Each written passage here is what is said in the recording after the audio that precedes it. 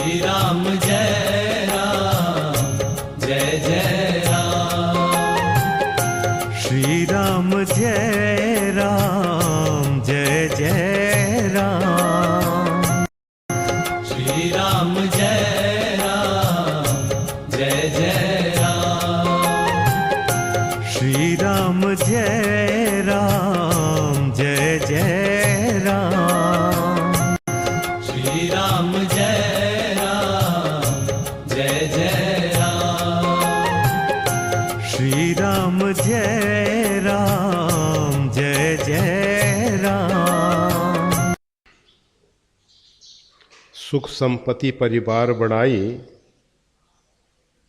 ये सब राम भक्ति के बाधक, कहीं संत तब पद अपराध।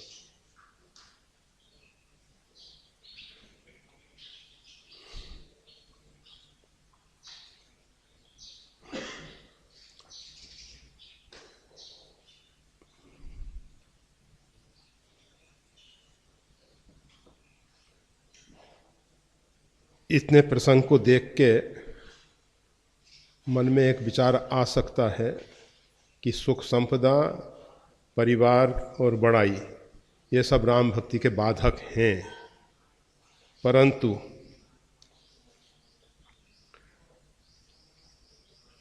जिम सुख संपत्ति बिनहि बुलाए, धर्मशील पहि जाय सुभाए। धार्मिक व्यक्ति के पास बिना बुलाए सुख संपदा पहुंचती है, तो क्या धार्मिक व्यक्ति या धर्म भक्ति में बाधक होगा? कदापि संभव नहीं है। धर्म के दो परिणाम आते हैं। धर्म से सुख संपदा प्राप्त होती है और धर्म ते विरति, जोगते ज्ञान, ज्ञान मोक्षप्रद वेद बखाना। धर्म से वैराग्य होता है। तो जो छल कपट करके सुख संपदा पाई जाती है, जो संपदा में हमको आसक्ति होती है, वो संपदा जो है राम भक्ति में बाधक है। परंतु सुख संपदा के होने पर अंतःकरण में वैराग्य हो, तो वो राम भक्ति में साधक हो जाएगा, बाधक नहीं रहेगा, वो साधक हो जाएगा। भगवान बुद्ध के विषय में सब लोग जानते हैं। सिद्धार्थ घर में सब प्रकार का सुख संपदा भरपूर था और सभी प्रकार से परिवार इत्यादि, और उनको वैराग्य हुआ और वो उन सब का त्याग करके उनके मन में भी ऐसा ही विचार आया होगा, ये सब राम भक्ति के बाधक, छोड़ के चल दिए। परंतु बाद में साधना के उपरांत जब वो घर पे आए तो उनकी पत्नी ने पूछा कि आप सब ये छोड़ के क्यों चले गए? क्या ये परमार्थ की प्राप्ति में, परम सत्य को पाने में बाधक है क्या? कहा नहीं, बाधक नहीं है, परंतु उस समय मेरे लिए ये सब बाधक था। साधना से पूर्व ये सब बाधक हो सकते हैं, क्योंकि हमको उसका सेवन करने का ढंग नहीं आता। जो सुख संपदा है, किसी भी चीज में हमारी ज्यादा आसक्ति है, उसको दान करो। जिसमें आसक्ति ज्यादा हो उसका दान करो, आसक्ति टूट जाएगी। आसक्ति क्यों है हमारी? क्योंकि हम उसको अपना मान बैठे हैं। भरत जी स्पष्ट कहते हैं, संपदा जो है, संपत्ति जो है, रघुपत के आही। ये सब संपदा संपत्ति जो है रघुनाथ जी की है, हम तो केवल इसके संरक्षक हैं, व्यवस्थापक हैं। जब हम उसको अपने मान लेते हैं, हम उसके मालिक बन जाते हैं, तो वो बाधक हो जाता है। और जब हम उसको ठाकुर जी का मानते हैं, परमात्मा का मानते हैं, अगर हम उसको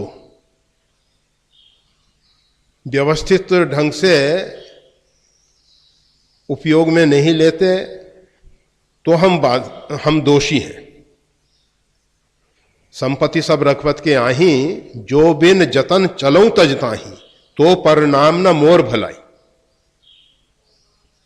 भरत जी ने स्पष्ट कर दिया कि अगर कोई भक्त, कोई साधक भगवान की संपदा का समुचित संरक्षण नहीं करता, समुचित व्यवस्था नहीं करता, और वो बर्बाद होती है, नष्ट होती है, तो उसमें हम दोषी हैं। अगर हम ठाकुर जी से प्रेम करते हैं तो ठाकुर जी की संपदा भी हमारे लिए अच्छी है, क्योंकि ठाकुर जी की संपदा है। हम ठाकुर जी से प्रेम करते हैं, कोई ठाकुर जी के मुकुट को ले जाए, कोई ठाकुर जी के वस्त्रों को ले जाए, उसमें हम दोषी हैं, क्योंकि हमने उसकी व्यवस्था सही ढंग से नहीं की है। तो ये सुख संपत्ति, दुखी व्यक्ति क्या भगवान का भजन करेगा? वो तो बेचारा दुख की निवृत्ति के लिए परमात्मा को पुकारेगा, और दुख की निवृत्ति हुई, परमात्मा को भूल जाएगा। भजन तो वही कर सकता है जो सुख संपत्ति से परिपूर्ण है, उसमें उसकी आसक्ति नहीं रहेगी, क्योंकि उसको समझ चुका है, भोग चुका है, देख चुका है। और जिसके पास है ही नहीं, जब उसको प्राप्त होगी तो वो उसमें लिप्त हो जाएगा, डूब जाएगा। तो ये जो सुख संपत्ति, परिवार बढ़ाई, अगर परिवार सब राम भक्तों का परिवार हो, हमने आपको पहले भी बताया था, इंग्लैंड में एक परिवार में गए तो एक व्यक्ति ढोलक बजाने लगा, उसकी पत्नी गाने लग गई, बच्चे दूसरे साजबाज बजाने लगे, 4 थे प्राणी। बहुत अच्छा कीर्तन किया उन्होंने, बहुत अच्छा कीर्तन किया। अब ऐसा परिवार, ये बाधक है या साधक है? अगर भगवत विमुख है तो चाहे कोई भी हो, तजिए ताई कोटि बेरी सब, जतपि परम सने, वो एक सिद्धांत दिया गोस्वामी तुलसीदास जी ने। अगर कोई व्यक्ति हमारा कितना ही निकट का संबंधी है, कितना ही निकट का संबंधी हो, भले ही पत्नी के लिए पति बहुत निकट का संबंध है, पति के लिए पत्नी, परंतु अगर उनको रघुनाथ जी के प्रति प्रेम नहीं है, परमात्मा के चरणों में अनुराग नहीं है, तो वो त्याज्य है, उनका त्याग कर देना चाहिए। परंतु अगर पत्नी भी अनुकूल है, कहा जाता है महाराज अम्बरीश, एक राजकन्या ने विचार किया कि महाराज अम्बरीश के साथ हमारा विवाह हो, क्योंकि वो बहुत भगवान के भक्त हैं। अब अम्बरीश जी के पास बहुत सी पत्नी है पहले से, और इसी भाव से जुड़ी सब।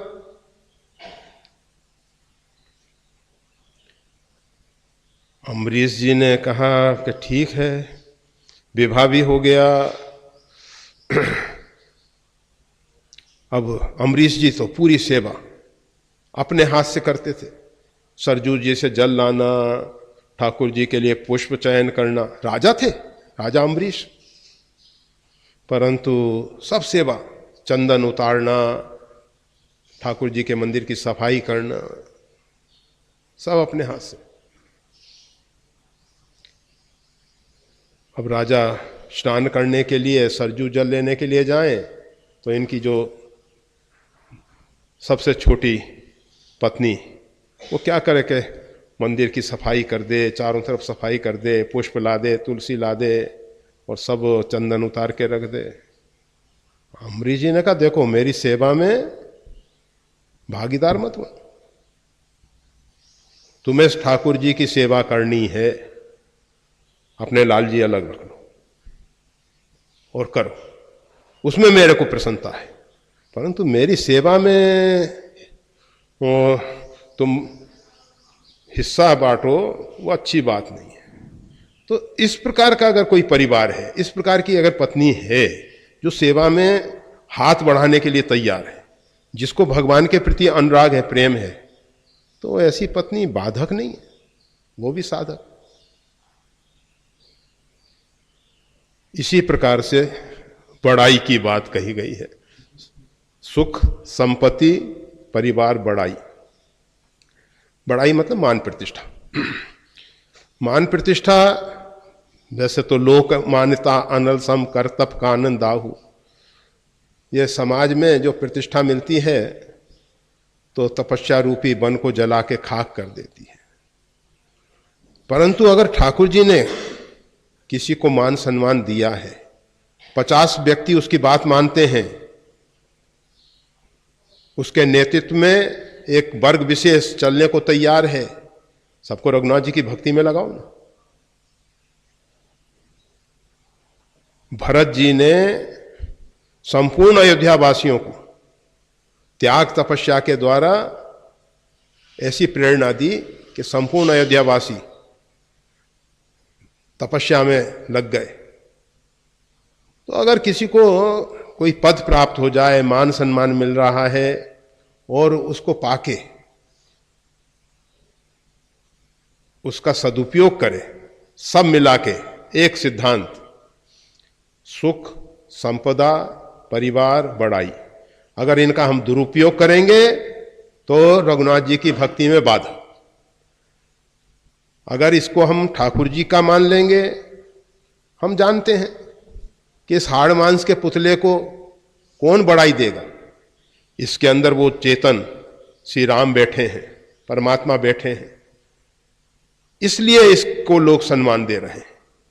जिस समय इस शरीर की चेतना निकल जाती है, बहिर्गमन कर जाती है, फिर इस मिट्टी को चाहे जल में समाधि दे दो, भूमि में समाधि दे दो, अथवा अग्नि को समर्पित कर दो, यही दशा होनी है वाली।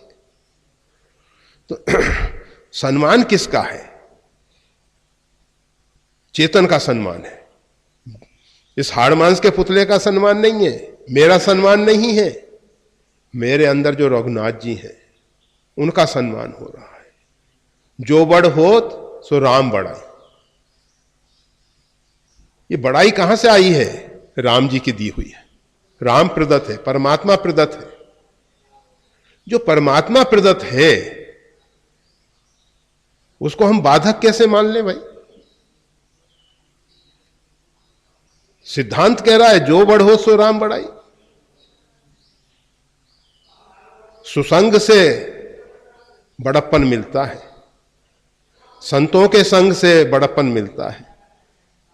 तो ये बड़प्पन मिला तो सत्संग के द्वारा मिला है, इसको बाधक कैसे मान ले? क्या संत हमको ऐसी चीज देंगे क्या जो राम भक्ति की बाधक हो? सारांश वही है कि हम इसका क्या उपयोग करते हैं, हमारी चित्त की वृत्ति किस प्रकार की है, धारणा किस प्रकार की है।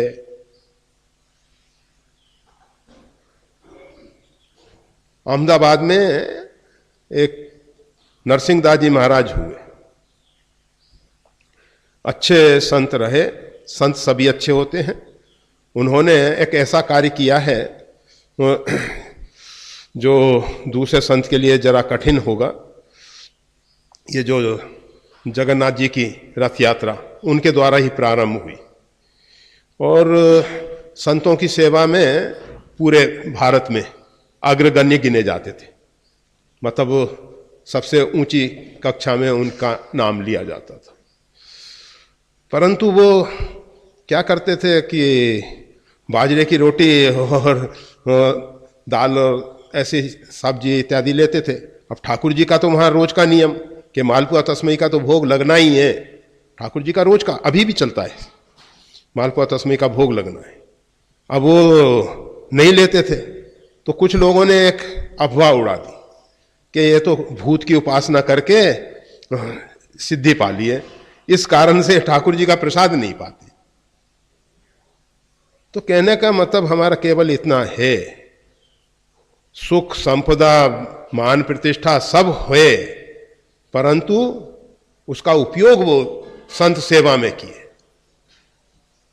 तो निश्चित है कि हम नहीं मानते कि वो राम भक्ति में बाधक है, वो बाधक है।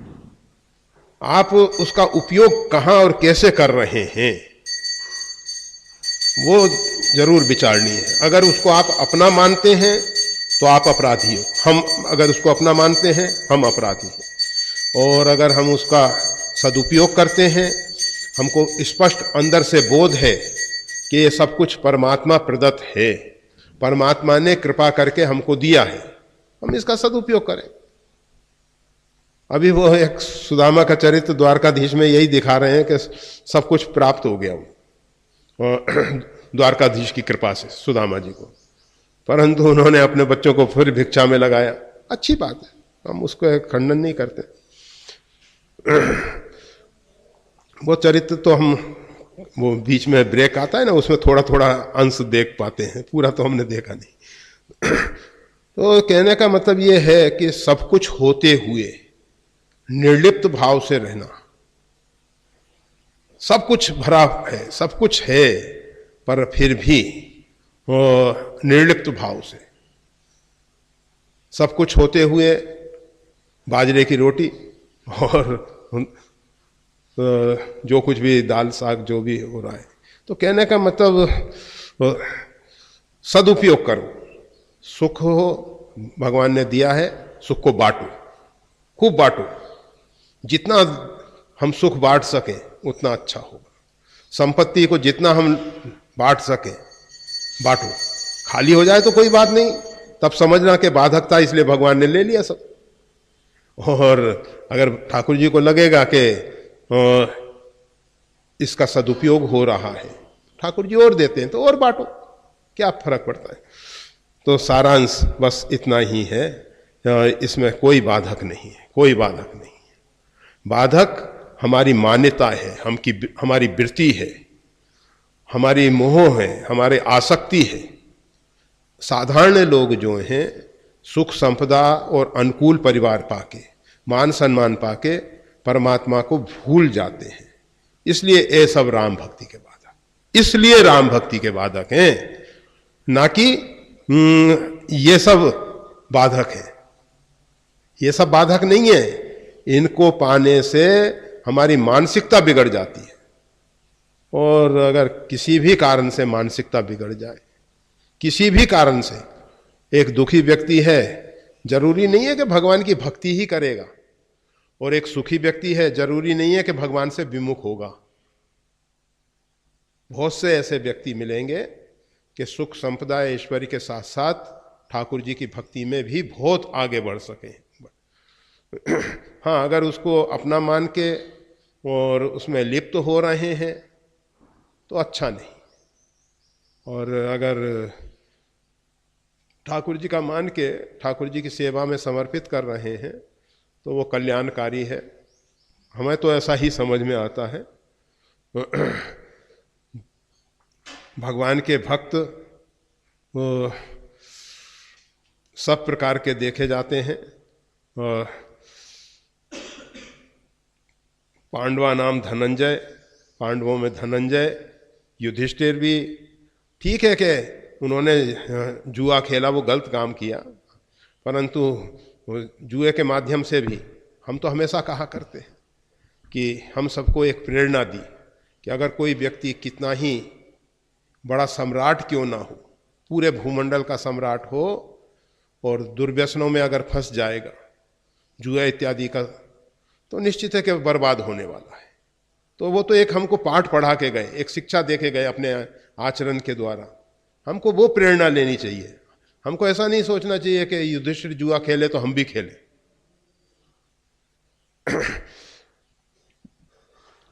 मतलब कुछ लोग कहेंगे युधिष्ठिर का चरित्र जो है लोगों को बिगाड़ने वाला है, क्योंकि जुआ खेले वो तो पत्नी को दांव पे लगा दिया। हम कहेंगे नहीं, उससे अगर सही प्रेरणा लो तो चरित्र बनाने वाला है। हम संकल्प करें कि जब युधिष्ठिर जैसा सम्राट इस जुए जैसे दुर्व्यसन के कारण बर्बाद हो गया, तो हम अपने जीवन में कभी भी इसमें प्रवेश नहीं करेंगे। अगर ये प्रेरणा हम ले लेते हैं तो निश्चित है कि वो चरित्र हमारे लिए कल्याणकारी है। परमात्मा ने ये सब सृष्टि बनाई, इसमें सभी प्रकार के दृश्य हमको देखने को मिलते हैं। कोई व्यक्ति उनसे वैराग्य को प्राप्त हो जाता है, कोई व्यक्ति उनमें लिप्त हो जाता है। अजामिल देखा कि वन में शमधा काष्ठ लेने गया था, वहां कुछ मन चले लोग एक वेश्या को लेके गए थे जंगल में, वन में। उसके साथ जो भी उस दृश्य को देख के उसकी बुद्धि खराब हो गई, वो उसको देख। अब कोई कहे कि वन में समधा लेना लाना अच्छा नहीं है, वहां तो बिगड़ने की पूरी संभावना है। बिगड़ा है, अजामिल बिगड़ा है, श्रीमद् भागवत में कहा गया है।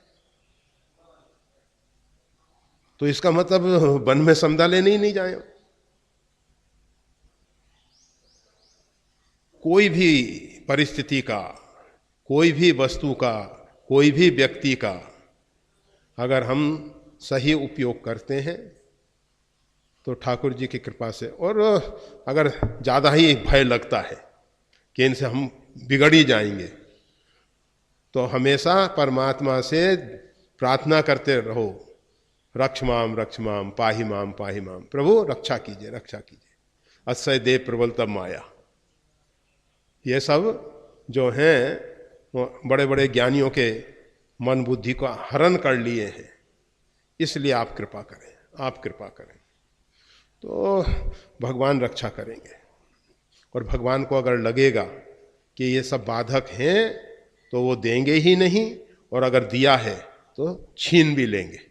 अगर ये सब बाधक भगवान को लगेगा और हम परमात्मा से निवेदन करेंगे कि प्रभु आपके श्री चरणों में प्रेम अनुराग हो, तो भगवान को अगर लगता है कि ये बाधक हैं तो छीन लेंगे। और अगर भगवान को लगता है कि अच्छा ठाकुर जी को भोग लगाया और भोग लगा के प्रसाद बांट दो, कोई समस्या नहीं है।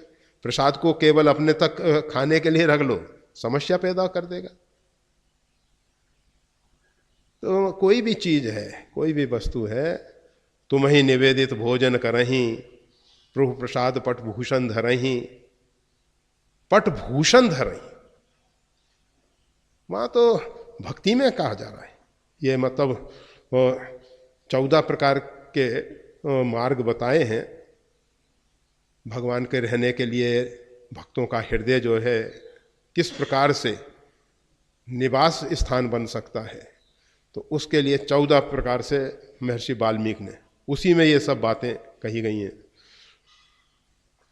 तो प्रभु प्रसाद पट भूषण धरही, अब भगवान का प्रसाद है, इसको हमने धारण किया है। परंतु अगर भगवान का प्रसाद धारण करके हम अहंकार में भर के 4 लोगों को दिखाते फिर रहे कि देखो हम कुछ हैं, वो गलत है, वो जरूर गलत है। और भगवान ने कृपा करके प्रसाद दिया है, हम उसको धारण किए हैं। परंतु प्रसाद पे केवल एक व्यक्ति का अधिकार नहीं है, ये जरूर ख्याल कर लेना। अगर भगवान को लगता है कि प्रसाद केवल हम ही भोग रहे हैं और भगवान लेके किसी दूसरे को दे देते हैं, तो हमारे को प्रसन्नता होनी चाहिए कि भगवान ने कृपा की, इतने दिन हमने धारण किया था, दूसरे दिन।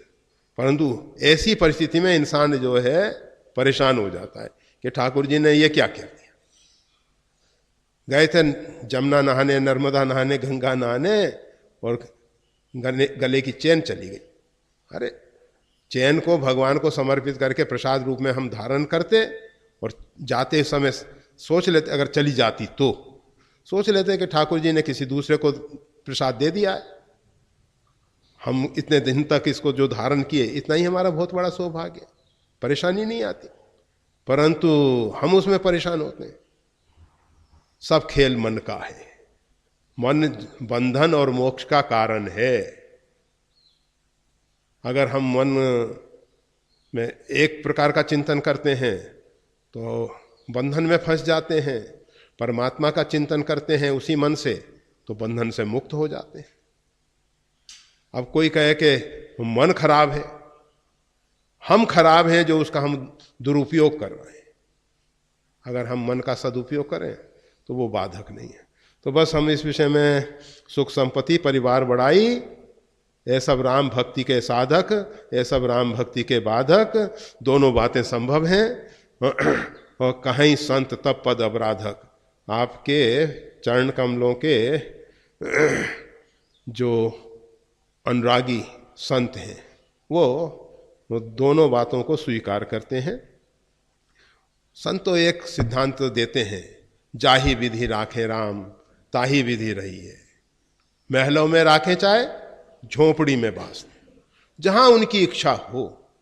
अगर परंतु हमारी मानसिकता, हम झोपड़ी में भी उसी आनंद से रह सकें जिस प्रकार से महल में रह सकते हैं, तब तो ठीक है। और झोपड़ी में हम गए, महल छोड़ के परेशान हो गए, वो अच्छी बात नहीं है, वो अच्छी बात नहीं है।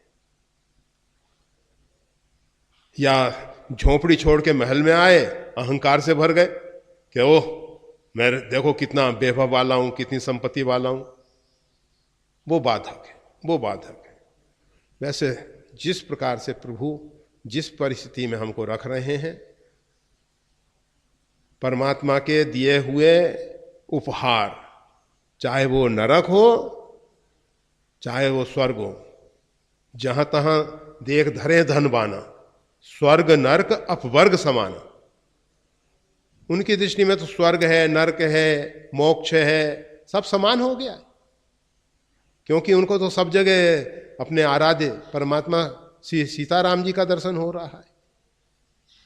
उनको तो नरक में भी भगवान का दर्शन हो रहा है। कहीं भी वो पहुंच जाए, उनकी मानसिकता बदलती नहीं, हर एक परिस्थिति में वो परमात्मा के ध्यान में डूबे हुए हैं। तो ऐसे जो संत हैं वो, उनके लिए ये सब बाधक नहीं है। चलें, जय श्री राम।